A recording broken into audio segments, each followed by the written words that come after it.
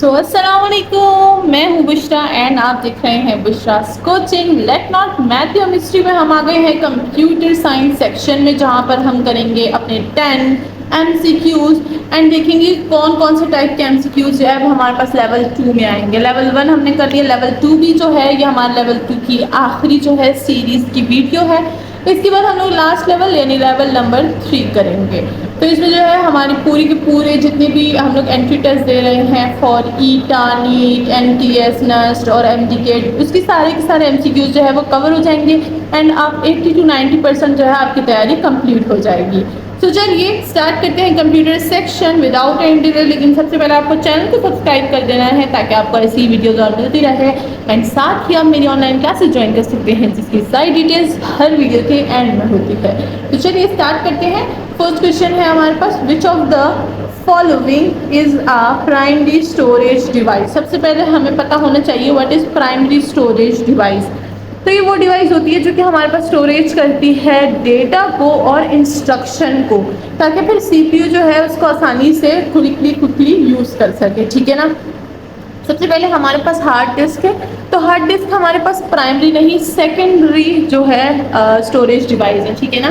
This is the secondary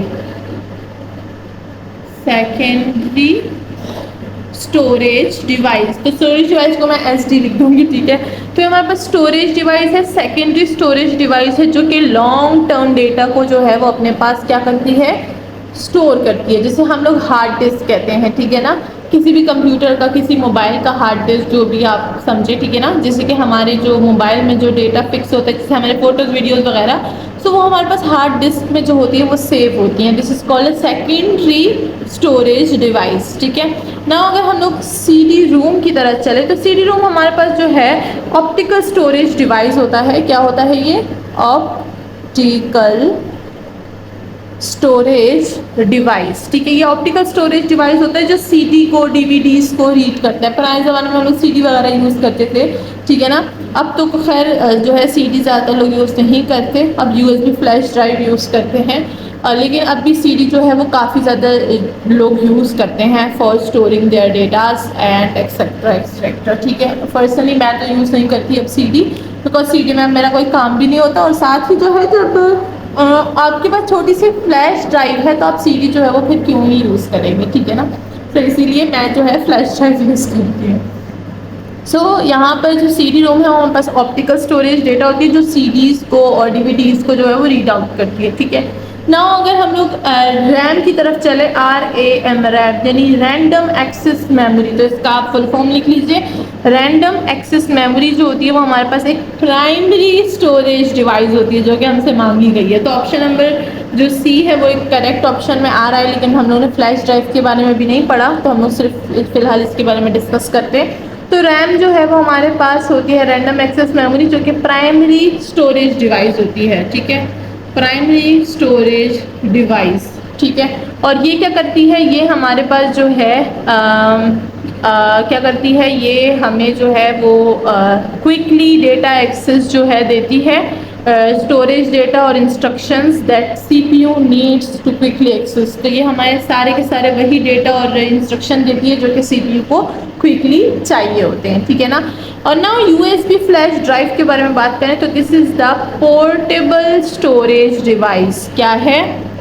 portable storage device. अच्छा, ये जो USB जहाँ पर हम लोग फिक्स करते हैं, वो कंप्यूटर की ऐसी साइड जगह होती है जहाँ पर फिक्स करते हैं, उसको पोर्ट बोलते हैं ना, पोर्टल बोलते हैं उसको।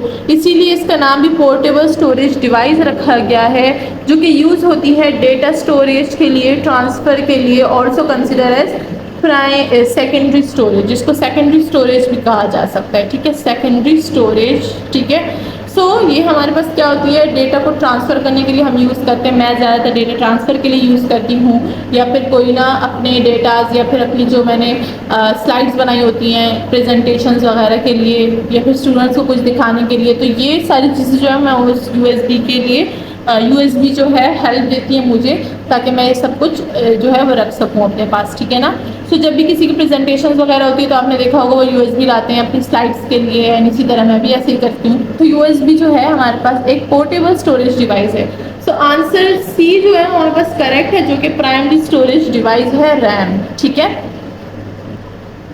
सो यहाँ पर हमें क्वेश्चन है विच of the following is not a programming language. Programming language हमने काफ़ी ज़्यादा जो है वो पढ़ी हुई है, वो लैंग्वेज जो हम लोग प्रोग्राम्स के लिए यूज़ करते हैं प्रोग्रामिंग लैंग्वेज होती हैं।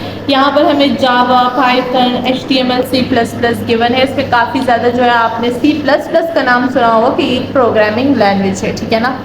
सो सबसे पहले जावा की तरफ चलते हैं। तो जावा जो है हमारे पास एक प्रोग्रामिंग लैंग्वेज है, ठीक है ना। This is the programming language.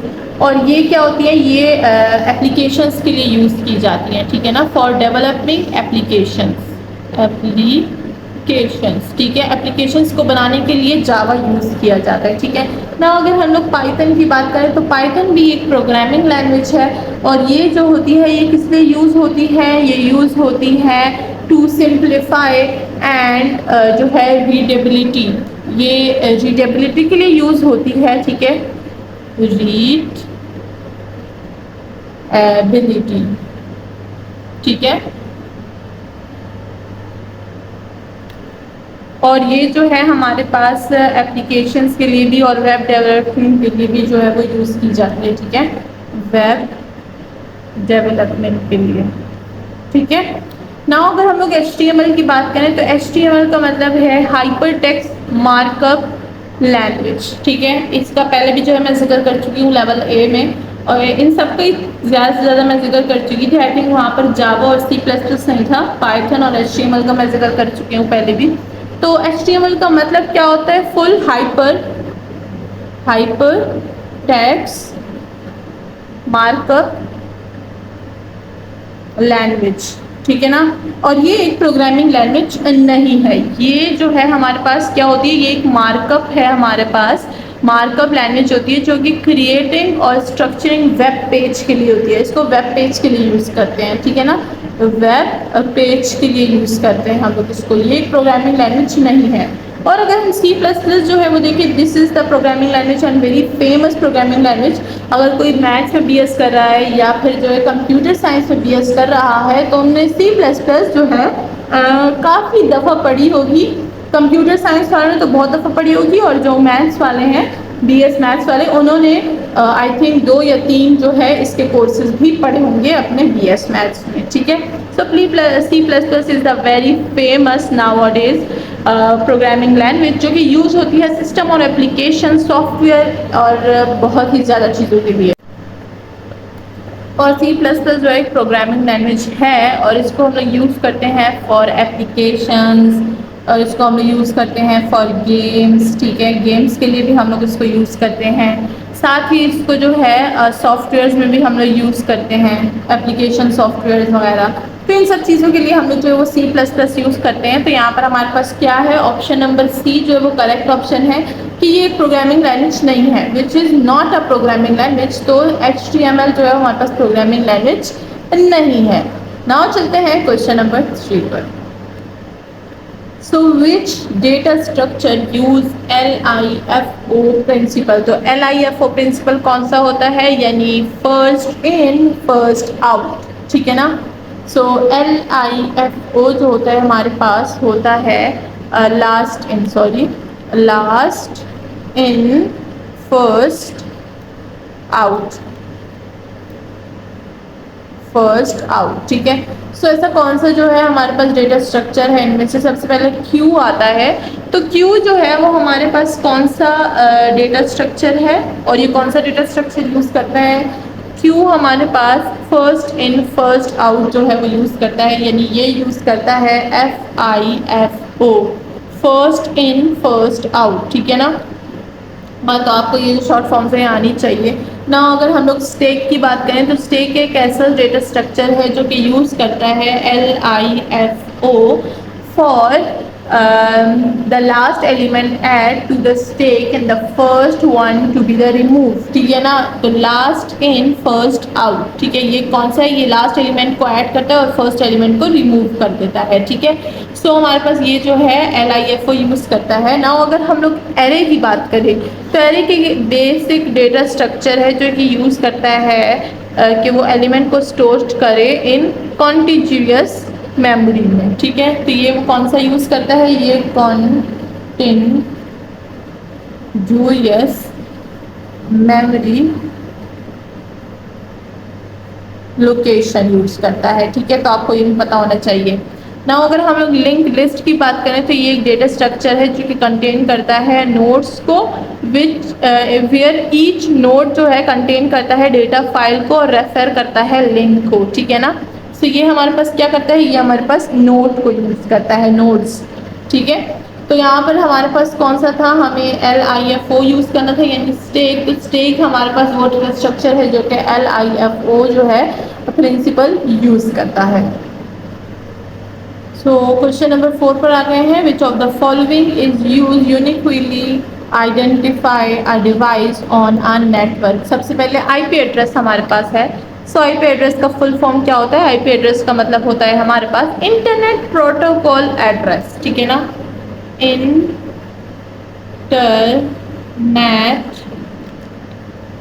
Protocol address, ठीक है। तो ये इंटरनेट प्रोटोकॉल एड्रेस होता है जो कि यूज़ किया जाता है for identifying and locating devices को, ठीक है। अब यहाँ पर सारा का सारा मैं नहीं लिख सकती तो इसीलिए मैं सिर्फ बोल रही हूँ।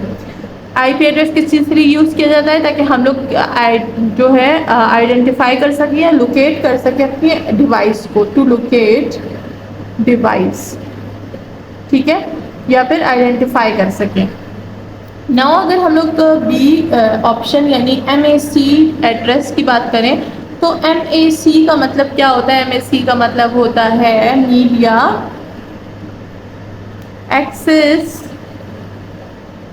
कंट्रोल, ठीक है।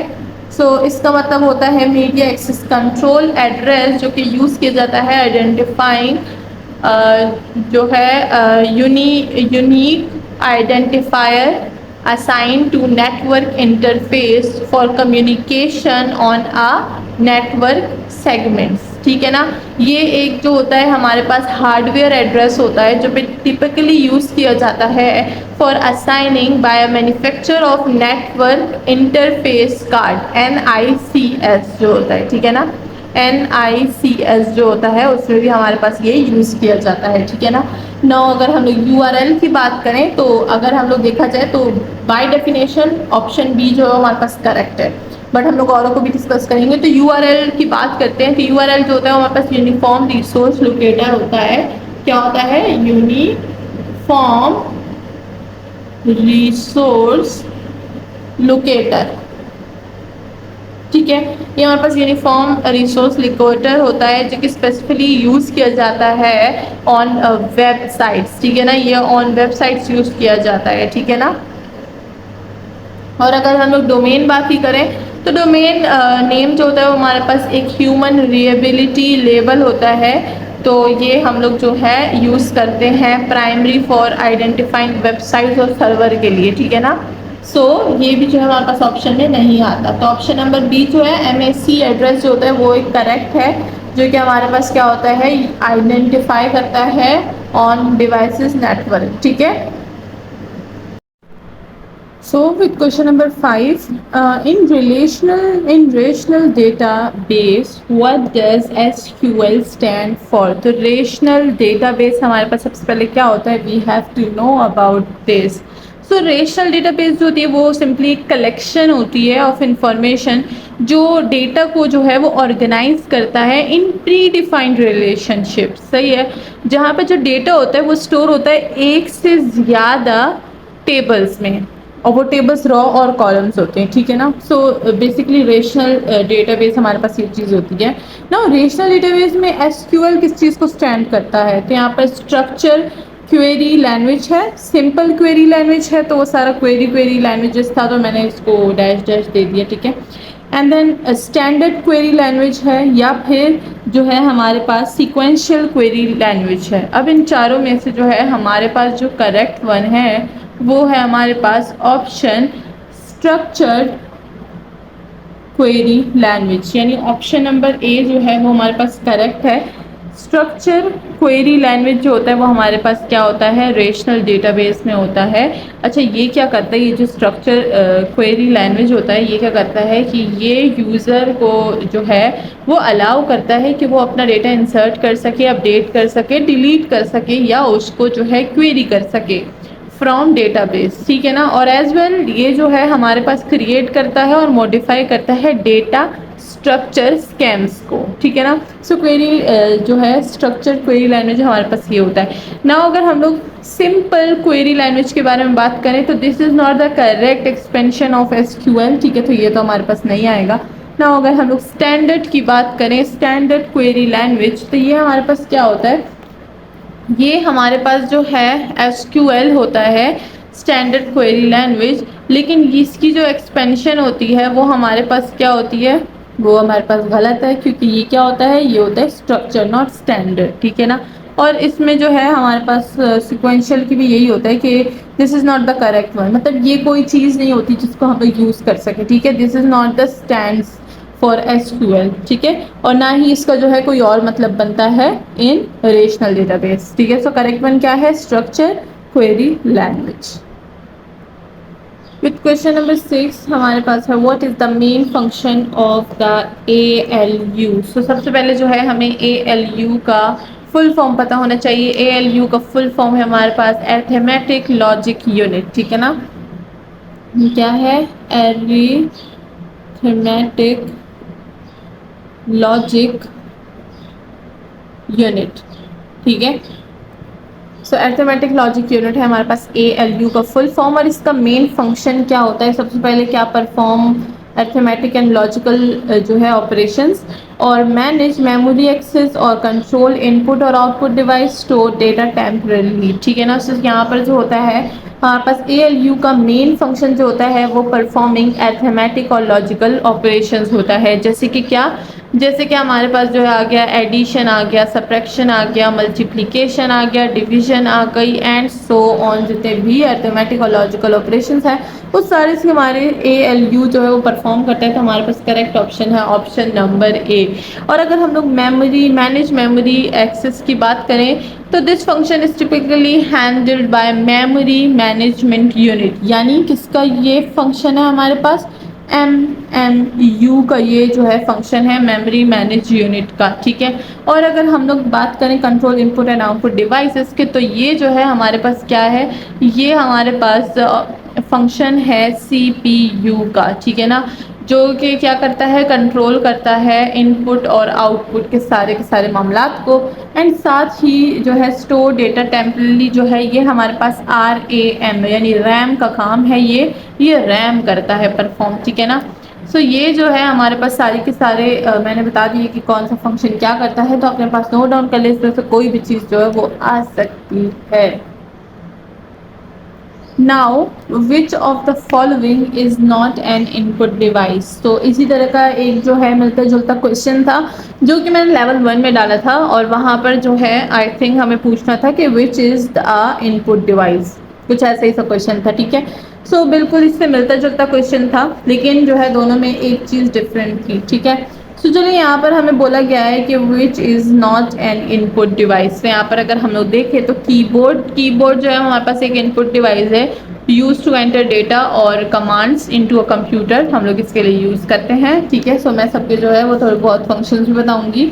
So this is an input device, तो ये हमारे पास नहीं आ सकती ना। अगर हम लोग मॉनिटर की बात करें तो monitor is not an input device because जो है हमारे पास ये क्या होती है, आउटपुट डिवाइस है that display information to the user, तो ये एक आउटपुट डिवाइस हो गई, ठीक है ना। So this is the output device. ना अगर हम लोग माउस की बात करें तो this is also input device. ये क्या करता है, ये हमारे पास जो है इंटरेक्ट करता है with control of the computer, ठीक है, ग्राफिकली यूज़र इंटरफेस के लिए।